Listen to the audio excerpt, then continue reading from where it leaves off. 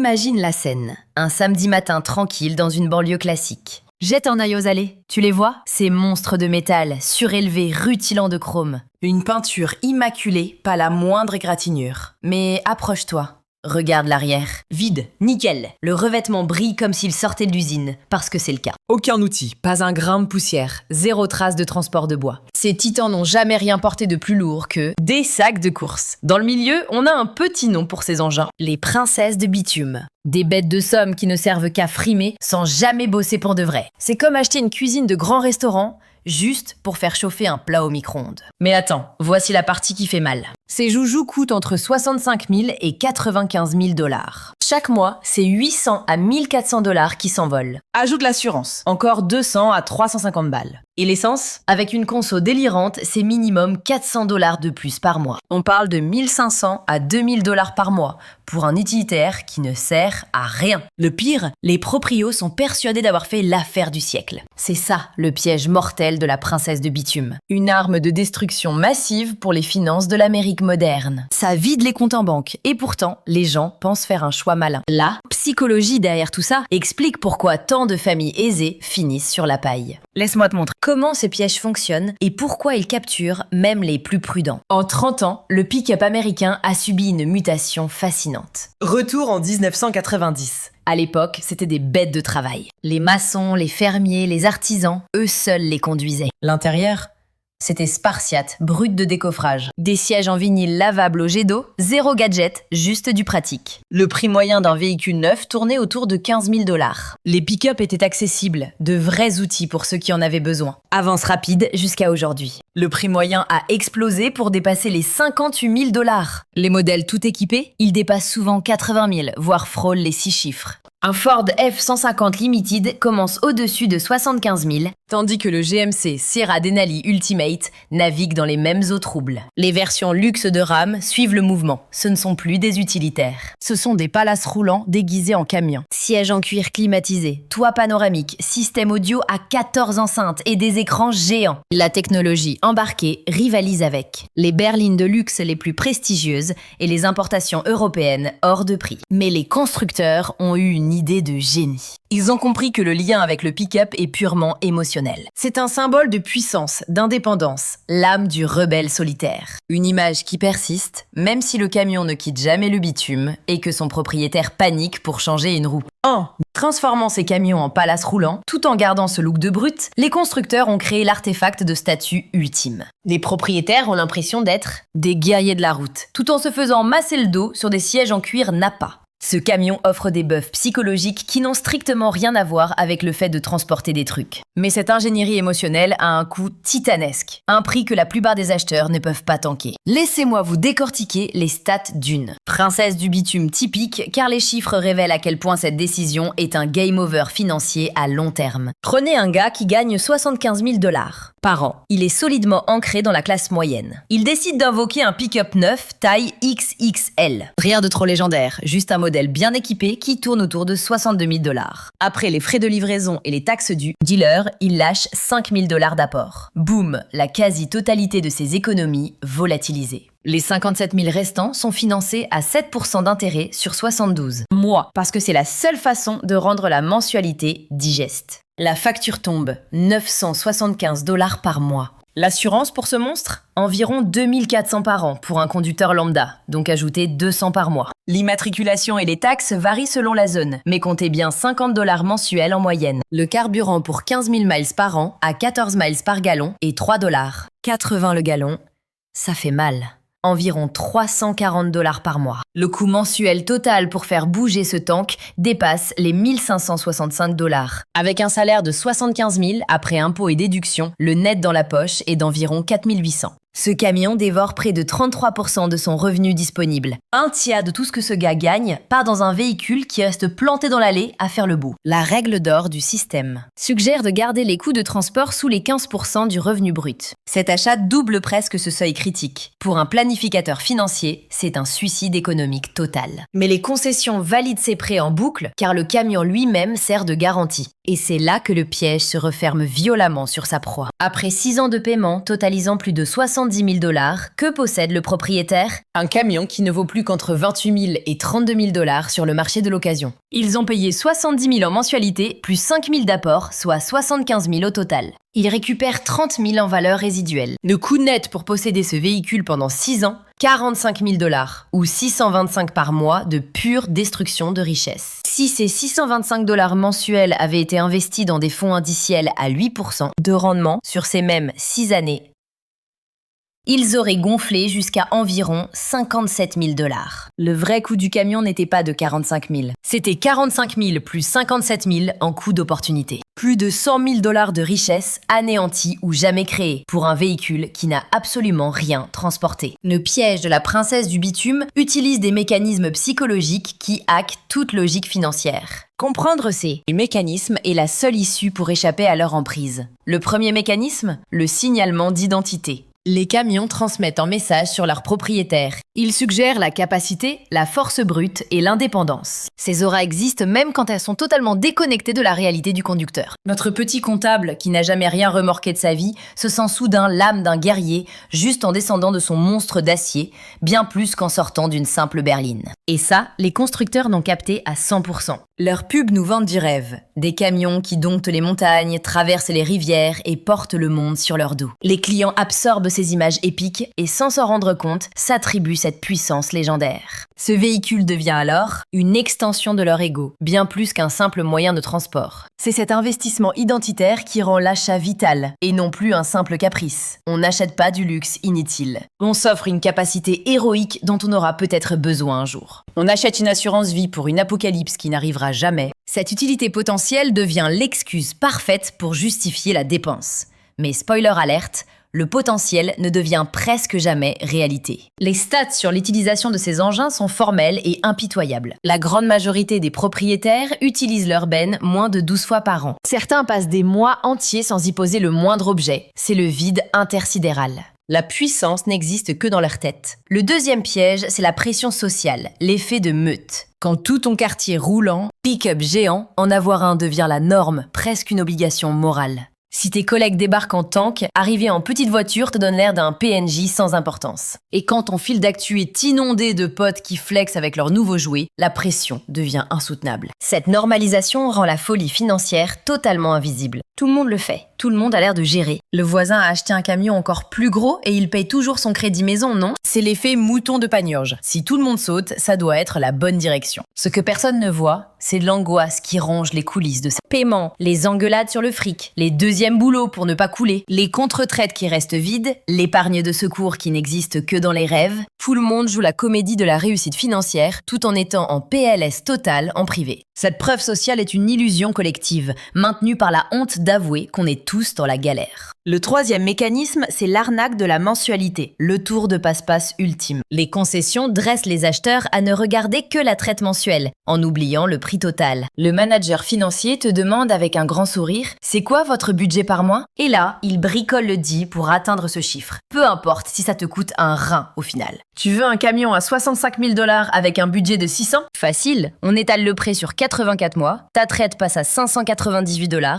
Oublie le fait que tu vas payer 15 000 $ juste en intérêt. Oublie que tu devras plus d'argent que ce que vaut le camion pendant presque toute la durée du prêt. Oublie que 7 ans, c'est une éternité pour payer un truc qui perd de la valeur chaque jour. Ce focus sur la mensualité crée une illusion d'abordabilité. Si ça rentre dans la case du budget, l'achat semble malin. Le coût total devient abstrait, dilué, sur des années de paiement futur qui ne semblent pas réels dans l'instant présent.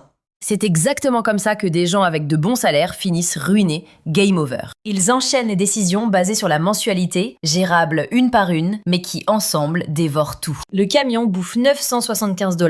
La maison prend 2200. L'autre voiture coûte 450. Les prêts étudiants réclament 380. Très vite, chaque dollar est dépensé avant même d'arriver sur le compte. Le quatrième mécanisme est peut-être le plus sournois, le véritable boss final de cette histoire. C'est l'engrenage fatal qui s'enclenche juste après l'achat, le piège des coûts irrécupérables. Une fois qu'on a adopté une de ces princesses du bitume, on se retrouve bombardé de petits choix qui aggravent l'erreur initiale. La bête réclame de nouvelles jantes, parce que celles d'origine font bien trop fragile pour un tel monstre. Et bam, 3000 $ qui s'envolent. Il faut le surélever avec un kit de levage pour dominer la route. Ça, c'est 5000 $ de plus pour l'égout. Une couverture de benne qui ne servira jamais à rien? Allez, 1200 $. Vitre teintée, pot d'échappement sport, marchepied, lumière de benne, la liste est infinie. Chaque dépense semble anodine sur le moment, mais mise bout à bout, elle creuse votre tombe financière. Les propriétaires claquent souvent entre 5 000 et 15 000 $ en modification, juste les 2 premières années. Ces transformations n'ajoutent quasiment aucune valeur à la revente, mais elles boostent la satisfaction émotionnelle au maximum. Le camion devient un projet de vie, une extension de l'identité, un hobby qui sert accessoirement de transport. Et le pire, c'est que ces modifications lient l'âme du propriétaire à son véhicule. Le vendre maintenant? Ce serait comme jeter tout son XP et sa customisation à la poubelle. Ces coûts irrécupérables créent une barrière mentale contre la seule décision rationnelle. Se débarrasser au plus vite de ce gouffre à pognon. Mais il existe un 5e piège, une mécanique vicieuse qui vous garde captif même quand vous voulez fuir. On l'appelle le cycle de l'équité négative. C'est le boss final de la ruine financière automobile. Laissez-moi vous expliquer comment ce cauchemar fonctionne. Un gars achète un pick-up pour 62 000 $. 2 ans plus tard, il a payé 24 000 $, mais son camion ne vaut plus que 42 000. Il doit encore 48 000 à la banque. Bilan, il est dans le rouge de 6 000 $. Il est épuisé, sa vie a changé, ou alors les mensualités sont en train de l'écraser vivant. Il veut sortir du jeu, mais pour vendre, il doit signer un chèque de 6 000 $ pour combler le trou. La plupart des gens n'ont pas 6 000 balles qui traînent. C'est là que le concessionnaire dégaine sa solution miracle. Échange ton vieux clou et on injecte ta dette négative de 6 000 $ dans ton prochain crédit. Évidemment, ils ne vont pas transférer cette dette sur une voiture moins chère, ça ne marcherait pas. Mathématiquement, il faut acheter plus gros pour absorber la dette tout en gardant les mêmes mensualités. Alors, il échange le camion à 62 000 qu'il ne pouvait pas payer contre un monstre à 70 000 encore plus hors de prix. La dette toxique est enterrée dans le nouveau prêt. Les paiements restent pareils ou grimpent juste un peu. Le client a l'impression d'avoir résolu son problème. En réalité, c'est le game over. Dès le premier jour, il doit 6 000 $ de plus que la valeur du nouveau camion. Le cycle infernal continue. Chaque échange creuse le trou un peu plus profond. J'ai vu des gens traîner 15 000 ou 20 000 $ de dettes fantômes, incapables de s'échapper sans payer une rançon royale pour se libérer de leur véhicule. Le concessionnaire, il s'enrichit à chaque transaction. La banque, elle se gave et le client coule un peu plus dans les abysses de la dette à chaque solution proposée. Je veux vous présenter 2 familles imaginaires pour illustrer comment ces décisions scellent votre destin financier. Les 2 foyers gagnent 130 000 $ et vivent dans le même quartier sympa. Ils ont tous les 2 enfants et le même style de vie. La seule différence, c'est leur monture. La première famille possède 2 véhicules valant 95 000 $. Le mari, lui, parade au volant d'un pick-up toute option suréquipé. Madame parade au volant d'un SUV de luxe, une véritable forteresse roulante à 3 rangées. L'addition est salée. Entre le crédit, l'assurance et l'essence, leur gouffre financier dépasse les 2 600 $ par mois. Faites le calcul, c'est 31 200 $ par an qui partent en fumée pour se déplacer. Dans le coin opposé, la seconde famille possède 2 véhicules d'une valeur totale de 38 000 $. Ce sont des berlines japonaises d'occasion, vieilles de 3 ans. Pas de frime, juste une fiabilité légendaire. Leur facture mensuelle combinée? Une misère, 950 $, tout compris. À l'année, ça ne représente que 11 400 $ engloutis dans le transport. L'écart entre ces 2 clans est abyssal, une différence de 19 800 $ par an. Laissez ce chiffre vous frapper de plein fouet un instant. Sur une décennie, la première famille brûle 198 000 $ de plus que la seconde, juste pour rouler. S'ils avaient investi ce pactole à 8%, bam, le trésor s'élèverait à environ 310 000 $. Sur une période de 20 ans, couvrant la majeure partie d'une carrière, le fossé dépasse les 900 000 $. La seconde famille part en retraite quasi millionnaire, pendant que l'autre pleure. Pourtant, leurs voitures les ont menés au boulot avec la même efficacité. Leurs enfants sont arrivés à l'école sains et saufs, sans le moindre retard. Leurs courses ont atteint le frigo sans encombre. Ils ont simplement esquivé le piège mortel de la princesse du bitume. Les 2 familles se collent l'étiquette de la classe moyenne. Les 2 jurent subir la même pression financière. Mais il n'y en a qu'une qui bâtit un empire dans l'ombre. L'autre, elle transfère sa richesse aux constructeurs, aux concessionnaires et aux barons du pétrole. Le coup de génie maléfique de ce piège, c'est que les victimes ignorent totalement qu'elles sont des proies. Ils se voient comme des esprits pragmatiques, prenant des décisions logiques. Ils sont persuadés d'avoir besoin de la puissance du truck, alors que ses capacités restent au chômage technique. L'attachement à cette identité est si viscéral que critiquer l'achat, c'est comme insulter leur jugement, leur image, leur âme même. Ce mécanisme de défense rend le piège invisible et intouchable. Osez dire que leur bête ne transporte que du vent et ils vous sortiront une liste de scénarios catastrophes dignes d'un film. Et si je dois aider un pote à déménager? Et si un ouragan m'oblige à fuir en mode survie? Et si sur un malentendu, j'achetais un bateau un jour? Ces si justifient une préparation éternelle pour des fantômes. Le camion devient une assurance hors de prix contre l'imaginaire. Les primes coûtent 1500 $ par mois, mais la police ne verse jamais un centime. Voici la vraie question qui tue. Combien ça coûterait de louer cette puissance brute le jour où vous en avez vraiment besoin? Home Depot loue des pick-up pour 19 $ de l'heure. U-Haul pratique les mêmes tarifs ridicules. Une journée complète de location avec le plein, 100 à 150 $ maximum. Même en louant 12 fois par an, ce qui explose la moyenne de ce que les princesses du bitume utilisent réellement, vous ne dépensez qu'environ 1500 $ par an. Comparez ça aux 18 000 $ ou plus que vous coûte la possession de la bête. Vous pourriez louer un truck chaque week-end et rester largement gagnant face à l'achat. C'est un massacre mathématique. Il n'y a même pas match. Mais personne ne loue car la location ne forge pas l'identité. Ça ne trône pas dans l'allée comme un trophée de guerre. Louer ne vous donne pas l'impression d'être ce héros viril et capable de tout. Le boost d'ego que procure la possession écrase tellement les avantages pratiques que la logique financière finit par passer à la trappe. S'échapper de ce donjon mental exige d'affronter le boss final, son propre ego. Faut arrêter de se voiler la face. Ce carrosse, c'est pour la frime, pas par nécessité. Il est temps d'accepter que la vie des voisins, on s'en tape royalement. C'est juste du bruit de fond. Le vrai pouvoir, c'est pas d'avoir l'air riche, c'est d'avoir le compte en banque blindé. Voici le guide stratégique pour savoir si tu es tombé dans le piège de la princesse de bitume. Première quête, analyse tes stats d'utilisation sur 3 mois. Chaque fois que tu charges un truc à l'arrière, note-le dans ton inventaire. Tu remorques? Tu actives le mode 4x4? Note tout, sans tricher. À la fin du trimestre, regarde la vérité en face. Si ta liste est vide, t'as pas besoin d'un camion, tu veux juste un jouet. C'est ok,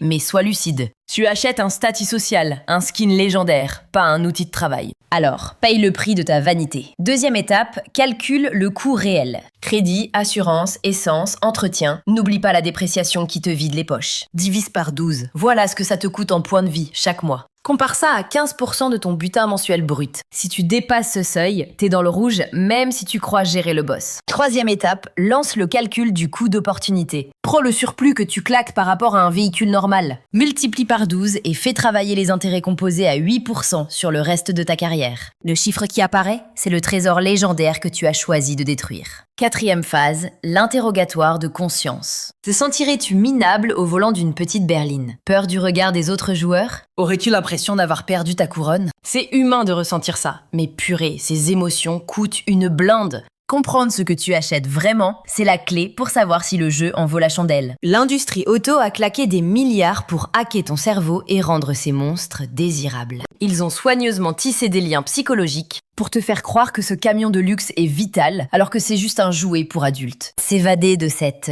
ingénierie mentale demande une résistance de niveau divin. Les vrais riches roulent souvent dans des tacos. Ils préfèrent amasser de l'or plutôt que de le montrer. Mais surtout, il faut accepter l'ultime vérité. La sécurité financière procure une satisfaction bien plus profonde que n'importe quel badge de statut. Les gens les plus puissants que je connais conduisent des trucs qui te choqueraient.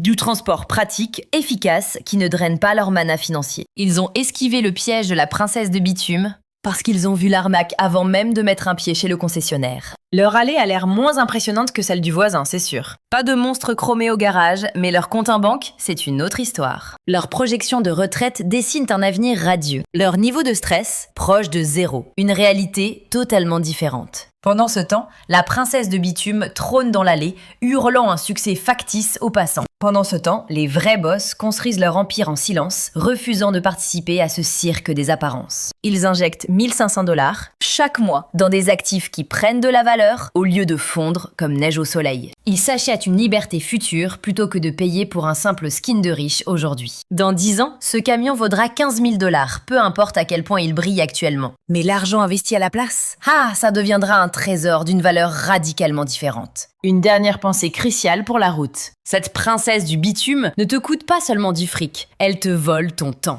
Ces 7 années de crédit représentent 7 ans d'esclavage salarial obligatoire. 7 ans sans possibilité de rage-quit. 7 ans où ta flexibilité financière est égale à 0. Ce crédit devient une chaîne en acier, t'attachant au premier job venu juste pour payer la traite. L'indépendance financière, ce n'est pas juste accumuler des montagnes d'or comme un dragon. C'est réduire tes chaînes jusqu'à ce que travailler devienne une option et non une survie. Chaque dépense inutile rallonge la distance qui te sépare de la sortie du donjon.